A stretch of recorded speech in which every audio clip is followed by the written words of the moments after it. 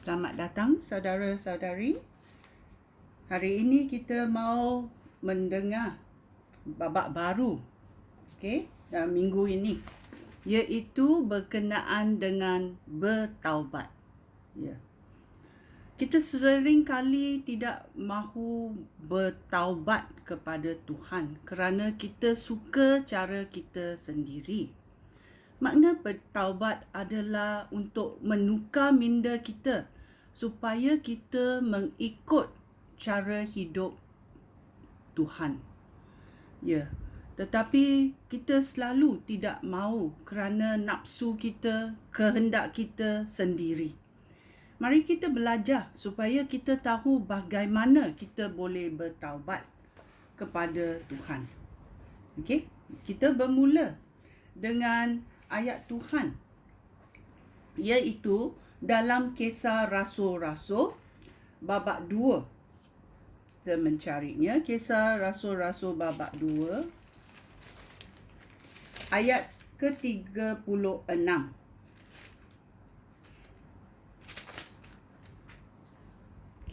Saya membacanya. Oleh itu, semua orang Israel harus tahu bahawa Yesus yang saudara-saudara salibkan itu ialah Dia yang sudah diangkat oleh Allah menjadi Tuhan dan penyelamat. Allah Bapa telah melakukan ini supaya Yesus menjadi Tuhan dan penyelamat manusia. Siapa yang salibkan? Dia berkata sini, semua orang Israel harus tahu bahawa Yesus yang saudara-saudara salibkan itu, Dia yang sudah diangkat oleh Allah menjadi Tuhan dan penyelamat. Apabila orang ramai mendengar hal itu, mereka sangat gelisah kerana mereka telah salibkan Tuhan dan penyelamat.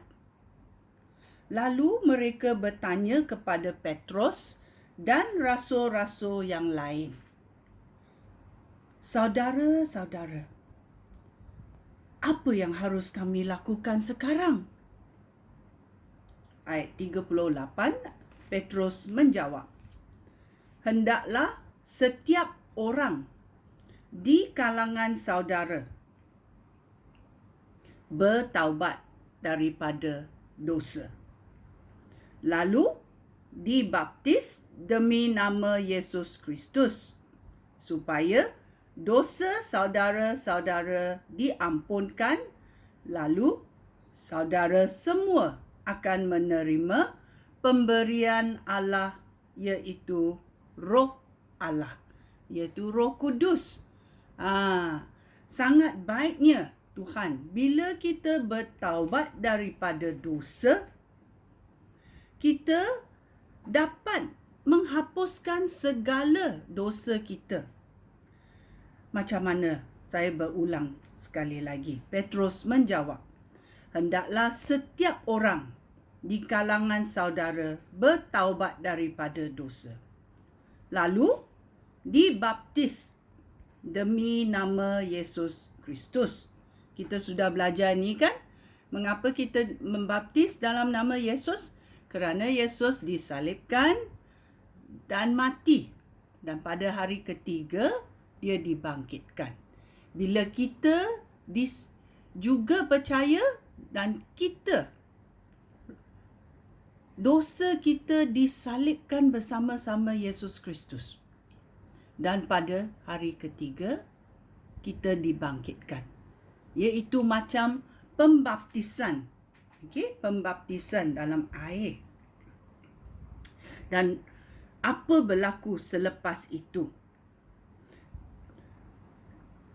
Dosa saudara-saudara akan diampunkan, lalu saudara semua akan menerima hadiah pemberian Allah, iaitu Roh Kudus Allah.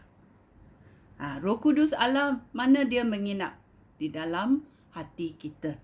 Badan kita menjadi mezbah, ya. Ingat, ya. Mari kita juga selidiki Kisah Rasul-Rasul babak 17